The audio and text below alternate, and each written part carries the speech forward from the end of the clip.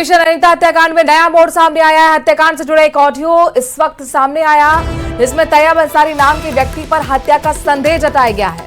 अनीता को फोन से बुलाने वाली सुनीता का ऑडियो भी वायरल हो रहा है। हत्या से पहले क्या सुनीता ने कैसे ये संदेह जताया था हत्या का? मृतका के पति ने ऑडियो की पुष्टि की है। अनीता के पति से सुनीता की बात हुई थी और दावा पुलिस का दरअसल यह है कि लूट के इरादे से हत्या हुई है। लेकिन अब इस थ्योरी पर सवाल इस ऑडियो के सामने आने के बाद उठ रहे हैं। सुनीता की ऑडियो ने कई राज खोल दिए। सवाल ये कि क्या लूट के इरादे से हत्या नहीं हुई?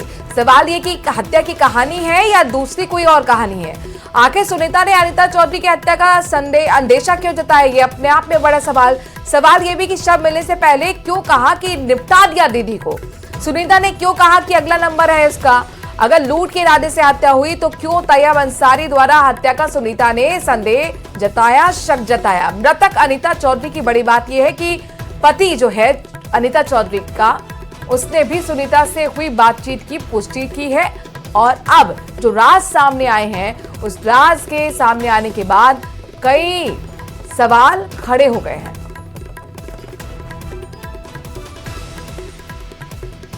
हेलो, कोई बयान पढ़िया नहीं? बढ़िया सवाल जिया जी। मैं आज नहीं मैं अंसारी ने बकरूला पंचायत में अब शेरू भी आ गया और ऊपर और फोन करा दिया एमएलए फेमल है और कमिश्नर ने।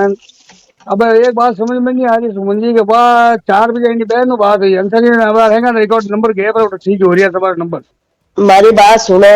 अंसारी ने आज मैं देखो मैंने एंग ध्यान तो है ही है, तो आप भी कोई बात छुपा रहे हो या तो मैं आपसे आप कह दूं? नहीं अंसारी उसने कहा था कि मैं 4:15 बजे सुनीता के साथ हूँ। वो अपनी बहन बात हुई, मैंने हैंग परिवार वाला आ गया। अरे मारी बात सुनो। हाँ तो जन फोन नंबर फोन तो आया हो ही नहीं।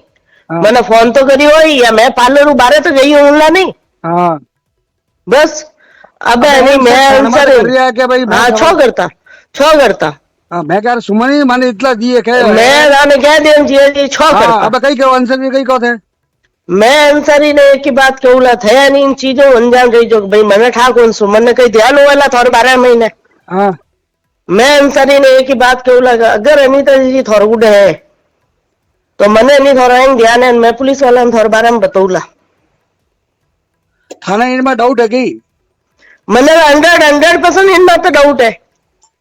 आई नहीं लोकेशन आई, मैं कल रात पुलिस वालों ने फॉर्महाउस वगैरह बताना आया। हाँ मारी बात सुन लो। मैं अंसारी ने बकरूला अगर इन दिन महीने अगर मारा आप कहीं हुए नहीं तो हम लीजो कि आते अनीता जी ने गायब करन रमाई ने।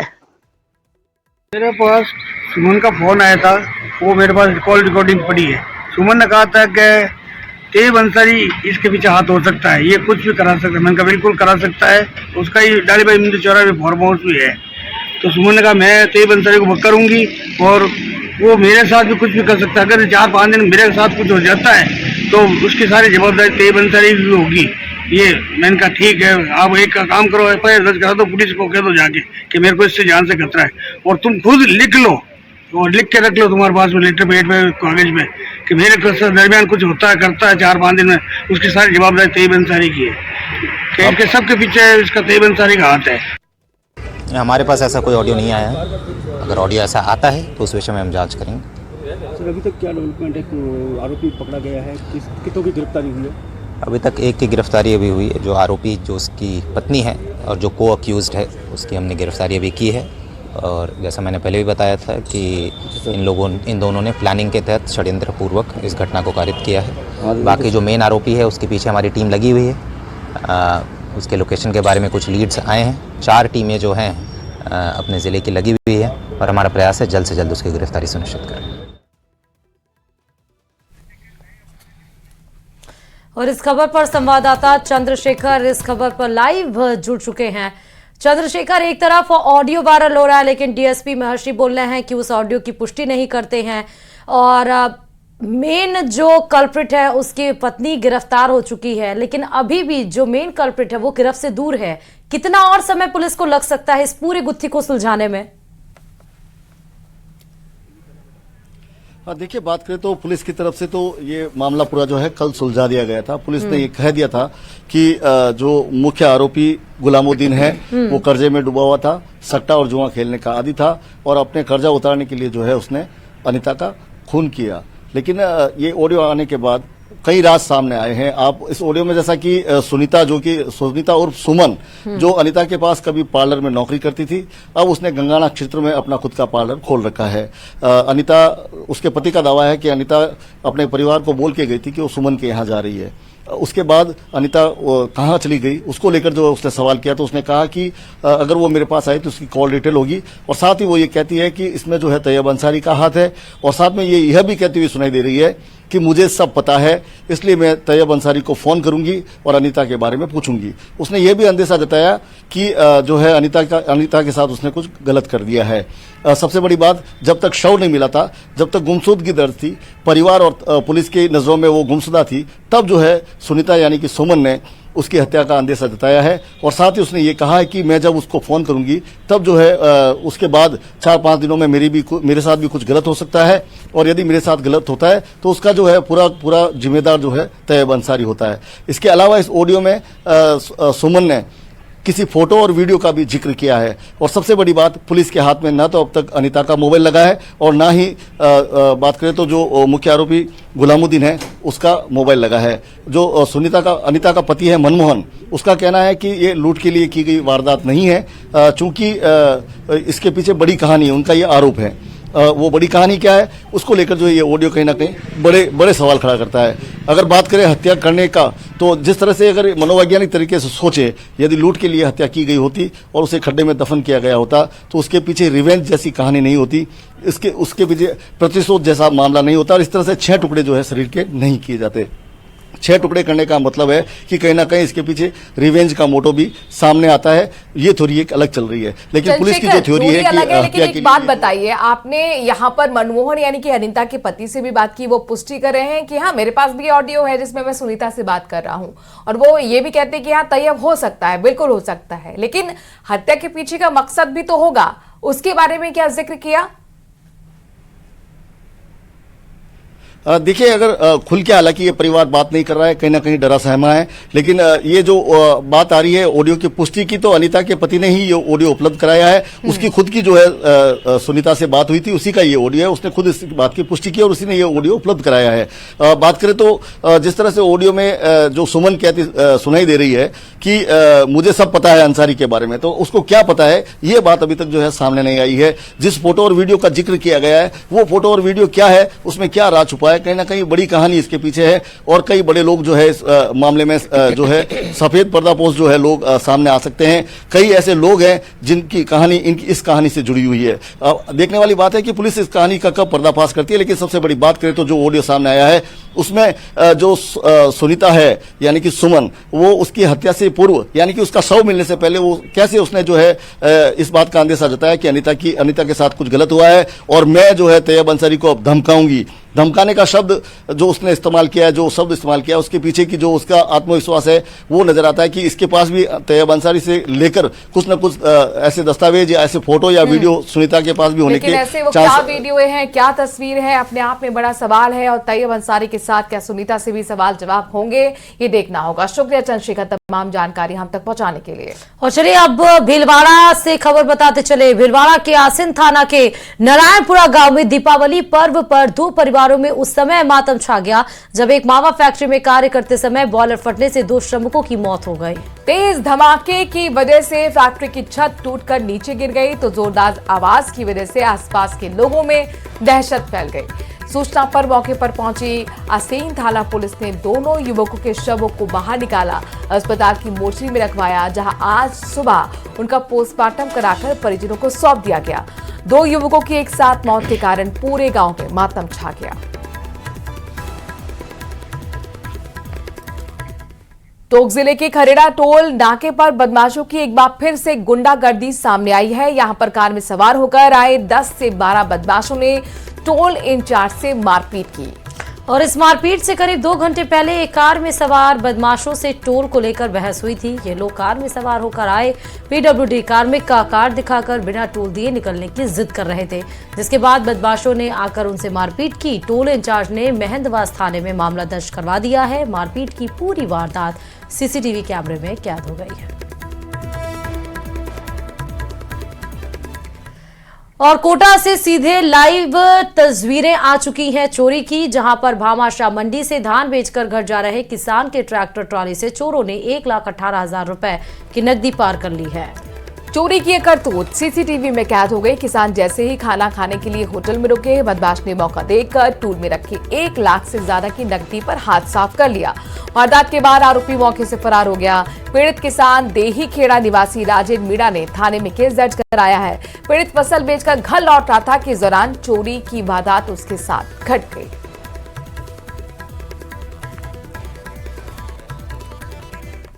कोटपुतली जिले के बांसुर में जमीनी विवाद को लेकर 2 पक्षों में जमकर विवाद हो गया। देखते ही देखते लाठी डंडे चलने लगे। 6 लोग इसमें घायल हुए, महिलाएं भी घायल हुई हैं। एक महिला काफी उसकी स्थिति गंभीर बनी हुई है और गंभीर हालत में कोटपुतली रेफर किया गया है। पुलिस ने बहराम के पास हुए वारदात में मामला दर्ज कर जांच भी शुरू कर दी है। जमीन विवाद में 2 पक्ष आपस में भिड़ गए।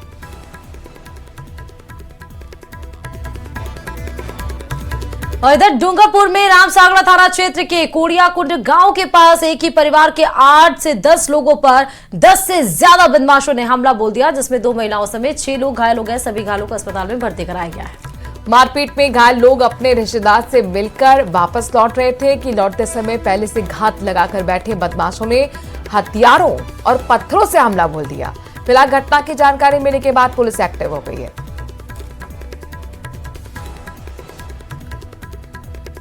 हमारे पास कॉल आया तो मारपीट का केस था, तो 10-15 लोग बैठे हुए थे कि साइड में, और इनसे कई रिश्तेदार मिले जा रहे थे। ये उनको मारपीट की तो वो वहाँ से कोड़ियाकोंड से गमलियाड़ा हॉस्पिटल में वहाँ से रेफर किया।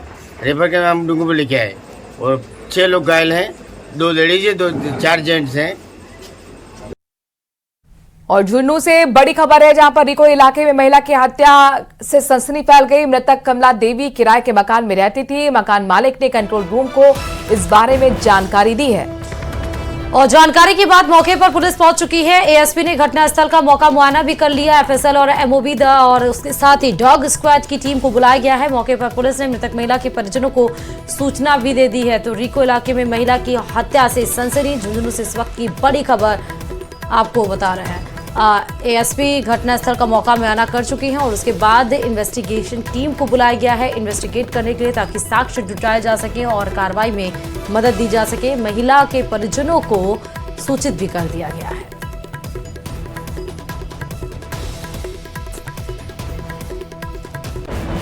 और खबरों में आगे बढ़ते हुए रामगंज मंडी से बड़ी खबर आपको बताते चले, जहां पशुपालक महिलाओं ने आंगन में गाय के गोबर से गोवर्धन बनाकर विधिवत पूजा अर्चना की है, जिसमें सुहागिन महिलाओं ने सुबह से ही घर के आंगन में गोबर के गोवर्धन को बनाना शुरू किया, जिसके बाद मंडप में रंगाई कर गोवर्धन स्वरूप बनाया गया। ऐसे में आसपास की महिलाओं ने भी पूजन में शामिल होकर परंपरा को निभाया। शहर की गोवर्धनपुरा गांव गुर्जर मोहल्ले में महिलाओं ने गोबर की गोवर्धन बनाकर फूलों से मंडप को सजाया। पूजा के शुभ मुहूर्त में गोवर्धन जी की पूजा की गई। फूल और अक्षत फल दीप के साथ मिठाई अर्पित कर पूजन किया गया। उनके नाभि स्थान पर मिट्टी के बड़े से दीपक में बताशे दूध दही रखकर पूजन किया गया। उनकी 7 बार परिक्रमा की गई और साथ ही संतान और धन सुख समृद्धि की कामना की गई।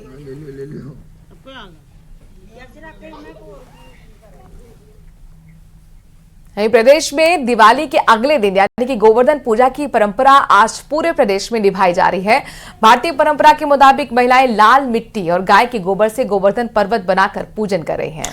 गोबर से बने गोवर्धन पर्वत की पूजा कर दूध दही और अन्नकूट का भोग लगाया जाता है। महिलाएं दीप प्रज्वलित कर चारों ओर परिक्रमा लगाती हैं। ऐसा माना जाता है कि इस दिन भगवान श्री कृष्ण ने इंद्रदेव का घमंड चूर करने के लिए अपनी छोटी उंगली से गोवर्धन पर्वत उठा लिया था और तभी से गोवर्धन पर्वत की पूजा की परंपरा चली आ रही है। ये आपको सीधे तस्वीरें उदयपुर से देखिए और फिर उसके बाद गोवर्धन पूजा करने के बाद जहां सैकड़ों गायें उसके ऊपर से गुजरती हुई, ये परंपरा कई सालों से चली आ रही है और इसको देखने के लिए कई सारे लोगों की भीड़ भी वहां उमड़ी है।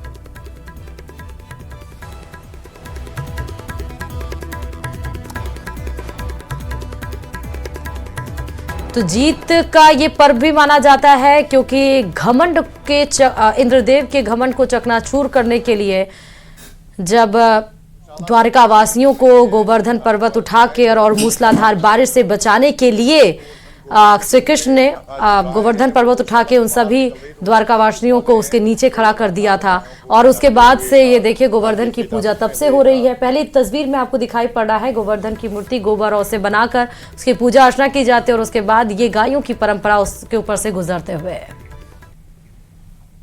और चलिए 12 से आपको खबर बता रहे हैं। 12 में भी गोवर्धन पूजा के मौके पर भगवान गोवर्धन नाथ की परिक्रमा का आयोजन किया गया है। इस दौरान खंडेलवाल समाज की ओर से आयोजित कार्यक्रम में भगवान गोवर्धन के सुंदर स्वरूप की नगर परिक्रमा कराई गई। इस यात्रा की शुरुआत ढोल नगाड़ों के साथ अस्पताल रोड के धर्मदा चौराहे से की गई, जो सदर बाजार, श्री जी मंदिर, सब्जी मंडी प्रताप होकर निकली है। इस दौरान सैकड़ों की संख्या में जगह जगह लोगों ने गोवर्धन का पूजन किया। भ्रमण के बाद यात्रा फिर से धर्मदा धर्मशाला पहुंची, जहां भगवान को 56 भोग का प्रसाद चढ़ाया गया। बता दें कि इस दौरान भारी संख्या में श्रद्धालु भी मौजूद रहे।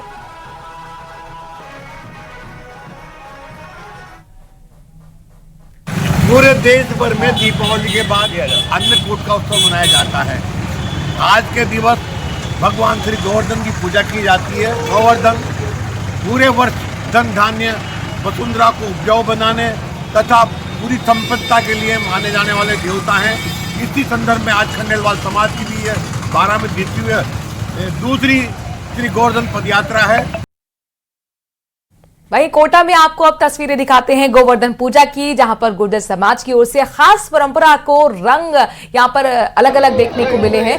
जानवरों की तंदुरुस्ती की परीक्षण के लिए एक खेल यहां पर खेला जाता है, जिसे खेखरिया कहा जाता है। और यही नहीं, इसमें ग्वाल और पशुपालकों की भी शारीरिक मानसिक फुर्ती की कसौटी तौली जाती है। इस खेल की योजना पशुपालकों को एक दिन पहले ही करनी होती है। खेखरिया खिलाने वाले दल का नाम ग्वाला टोली होता है, जिसके बाद खेखरिया का खेल खेला जाता है। तो ये खास और अद्भुत तस्वीरें फिलहाल देखिए आप कि किस तरह से यहाँ पर जो ये ग्वाले हैं वो गाय के सामने पुराना जो बछड़ा है जिसकी मौत हो गई उसकी खाल को दिखाते हैं ताकि उसे हिंसक बनाया जा सके, उसे और ज्यादा अग्रेसिव बनाया जा सके। इसके साथ ही उनकी जो दौड़ है वो यहाँ पर करवाई जाती है। ये देख सकते हैं आप कि पूरी जो ग्वालों की टीम है वो फिलहाल यहाँ पर जमा है। इस खेल के लिए जो पशुपालक है वो एक दिन पहले ही तमाम तैयारी कर लेते हैं। खेखरिया खिलाने वाले दल को ग्वालों की टोली कहा जाता है और इसमें पूरी तरह से जो तमाम जानवर हैं, इनकी तमाम जो जानवर हैं उनका स्वास्थ्य परीक्षण किया जाता है। देख सकते हैं आप कि किस तरह से यहाँ पर ये एक बाड़े के अंदर हम हैं, नानता इलाका ये है और यहाँ पर आप देख सकते हैं कि कैसे देखिए आप अलग अलग मान्यता है इसको लेकर के और यहाँ पर इस परंपरा का जो निर्वहन है ये तमाम लोग इन जानवरों के बीच में यहाँ पर करते हैं। गाय भैंसों की जो दौड़ है वो यहाँ पर करवाते हैं। आगे चल करके इस परंपरा को भी यहाँ के जो स्थानीय लोग हैं उनके जरिए समझेंगे। वर्षों से ये परंपरा चली आ रही है। हर ग्रामीण क्षेत्र में जहाँ पर भी गुर्जर समाज के या पशुपालक लोग रहते हैं, इनमें अन्य समाज भी होते हैं, उनकी परंपरा ये है, मान्यता है कि उनके जानवर अक्सर बाड़ों में रहा करते हैं। बाड़ों में रहने के कारण उनके साथ में हिंसक जानवरों से अक्सर मुठभेड़ हुआ करती है। जंगली कुत्ते या छोटे जानवर जिन्हें पैंथर वगैरह अपन बोलते हैं, इनके द्वारा इनके बछड़ों को उठाकर ले जाने की जो घटनाएं सामने आती है उसी को प्रतिरूप के रूप में देखते हुए ये लोग जानवर को आक्रामक सिखाने के लिए, आक्रामकता बताने के लिए, सिखाने के लिए इस तरह का एक आयोजन किया जाता है। परंपरा का जो निर्वहन है वो कोटा के नानता इलाके में किया जाता है। तो बेहद खास परंपरा है बेहद खास इसकी मान्यता है और गोवर्धन पूजा के दिन इस परंपरा को ये तमाम जो ग्वाले हैं इतनी बड़ी तादाद में जानवरों के साथ में पूरा करते हैं। हिमांशु मित्तल, न्यूज़ 18। और चलिए प्रतापगढ़ से बड़ी खबर आपको बताते चले कि बाजार में खड़ी दमकल में आग लग गई है और आग लगने से वहां पर आसपास हड़कंप भी मच गया। आग लगने के कारणों का अब तक खुलासा नहीं हुआ है। घटना के कारणों की जांच में पुलिस जुटी हुई है। ये फटाका बाजार है जहां पर दमकल की गाड़ियां मौके पर पहुंची हुई हैं और व्यवसायियों ने बताया जा रहा है कि आग को बुझाया है। तो दमकल की गाड़ी में आग लगी है। पटाखा बाजार है ये, दमकल की गाड़ी वहां पर खड़ी थी और उसमें आग लग गई। पटाखा व्यापारियों ने ही दमकल की गाड़ी पर लगी आग को बुझाने का प्रयास यहां बाल्टियों के जरिए किया गया। मतलब बाल्टी में पानी भर के दमकल की गाड़ी में जो आग लगा है उसको बुझाने का प्रयास किया गया है। तो अक्सर दमकल की गाड़ियां रेस्क्यू करने जाती हैं, आग बुझाने जाती हैं, लेकिन यहां पर दमकल की गाड़ियों में ही आग लग गई।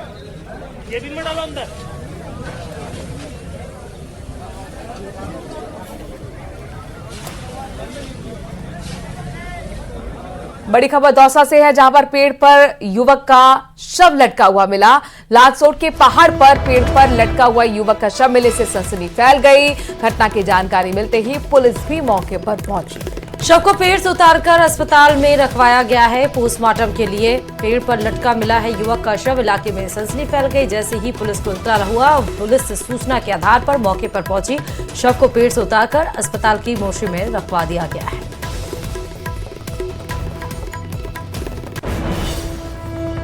और दौसा में हुड़दंगियों का एक वीडियो सोशल मीडिया पर तेजी से वायरल हो रहा है जिसमें वो हुड़दंग मचाते हुए नजर आ रहे हैं। कई घरों और दुकानों के बाहर पटाखे फोड़ रहे हैं। इस दौरान घरों में दुकान के शटर पर अपने देसी जुगाड़ से पटाखे जलाए गए जिसकी गूंज दूर दूर तक सुनाई दी। इतना ही नहीं, बदमाशों ने एक स्कॉर्पियो को भी आगे पीछे करके स्टंट करते हुए नजर आए हैं। हालांकि वीडियो सामने आने के बाद पुलिस भी एक्शन में आई है। कुछ युवकों को जरूर डिटेन किया गया है और बाकियों की तलाश की जा रही है।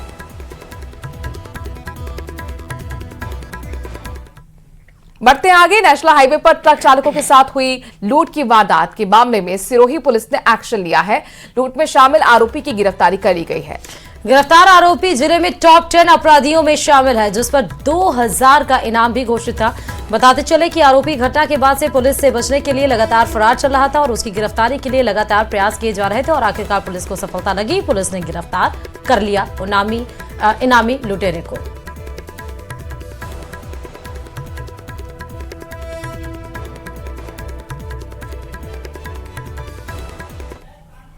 और चूरू से खबर, चूरू की चाइल्ड हेल्पलाइन टीम और मानव तस्करी विरोधी यूनिट ने चूरू रेलवे स्टेशन से एक नाबालिग लड़की का रेस्क्यू किया है।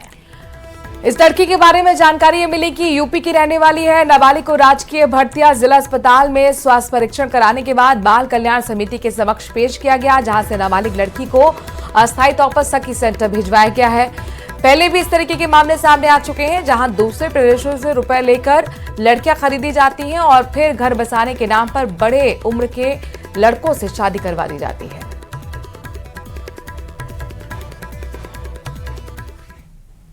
रेलवे स्टेशन पे मिली है और अपनी उम्र है वो 13 वर्ष बता रही है। और क्या बताया इसने? काउंसलिंग भी आपके द्वारा की जाती रही है? काउंसलिंग नहीं है, काउंसलिंग होना अभी बाकी है। काउंसलिंग करवाई जाएगी वाली का भी, उसके बाद ही कुछ सामने आएगा क्या है क्या नहीं। क्या ये मानव तस्करी से जुड़ा हुआ मामला है? सर ऐसा पहला अनुमान लगाया जा रहा है कि ये मानव तस्करी से जुड़ा हुआ मामला हो सकता है, लेकिन अभी कुछ तथ्य हैं वो सामने नहीं आए हैं। और चलिए इस बीच झुंझुनू से बड़ी खबर आपको बताते चले। रोहित गोदारा के नाम से युवक को धमकी भरा व्हाट्सएप कॉल आया है और व्हाट्सएप कॉल करके व्यक्ति को धमकी दी गई है। धमकी देकर पहले 50 लाख की रंगदारी मांगी गई। 29 अक्टूबर को रंगदारी का कॉल आया था। 31 अक्टूबर को कॉल कर 5 दिन में 1 करोड़ रुपए मांगे गए हैं। पीड़ित ने कोतवाली थाने में रिपोर्ट दर्ज करा दी है। कोतवाली पुलिस ने मामला दर्ज कर जांच भी शुरू कर दी है। और चलिए इसी के साथ ही खबर दोपहर में फिलहाल अभी के लिए इतना है। बाकी खबरों के लिए बने रहिए न्यूज़ 18 राजस्थान के साथ। नमस्कार।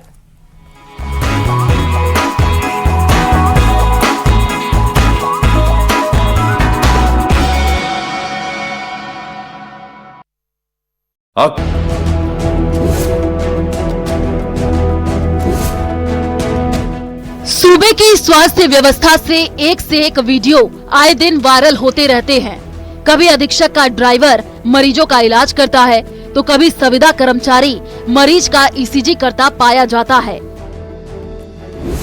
आपके टीवी स्क्रीन पर नजर आ रही तस्वीरें जोधपुर के पावटा सैटेलाइट अस्पताल की हैं। आज नहीं आया भाई, तो टेक्नीशियन अभी तक नहीं आए क्या भैया? ईसीजी वाले गलत क्यों कर रहा है? आपको नॉलेज ही नहीं भैया, किसी को मार दोगे, ईसीजी का काम है, समझो तो सही। हेलो, आगे आपको पॉइंट का पता नहीं क्यों कर रहे हो, मैं तो ये बोल रहा हूँ, फिर आपकी मर्जी। वायरल वीडियो में मरीज के परिजन कहते नजर आते हैं कि जब आपको ईसीजी करना नहीं आता तो आप क्यों कर रहे हैं। वे लगातार उसे रोकने की कोशिश करते हैं और कहते हैं कि इस तरह की लापरवाही से मरीज की जान को खतरा हो सकता है। अभी आप वो यार नेट पे देख के कैसे करोगे ईसीजी? भैया नॉलेज नहीं है, आप करवो तो आपकी मर्जी है। मैं खुद उठा हूँ यहाँ से, अभी इन भैया को नॉलेज ही नहीं, बेचारे ये खुद बोले मैं पहली बार कर रहा हूँ ईसीजी। संविदा कर्मचारी खुद स्वीकार करता है कि वह लैब टेक्नीशियन नहीं है और यह उसका पहली बार ईसीजी करने का प्रयास है। हाँ, मैंने ईसीजी नहीं की और ना मैं लैब टेक्नीशियन हूँ। हाँ, तो फिर कैसे कर रहे हो यार? ये तो इनके साथ में खिलवाड़ है, मारोगे, समझो बात को। जिस वायरल वीडियो पर अस्पताल प्रशासन को बैकफुट पर आना था, उस पर पावटा अस्पताल के पीएमओ डॉक्टर बलजिंदर सिंह चोपड़ा अपने स्टाफ के साथ मजबूती के साथ खड़े हैं। बलजिंदर सिंह कहते हैं कि ईसीजी नर्सिंग स्टाफ ही करता है।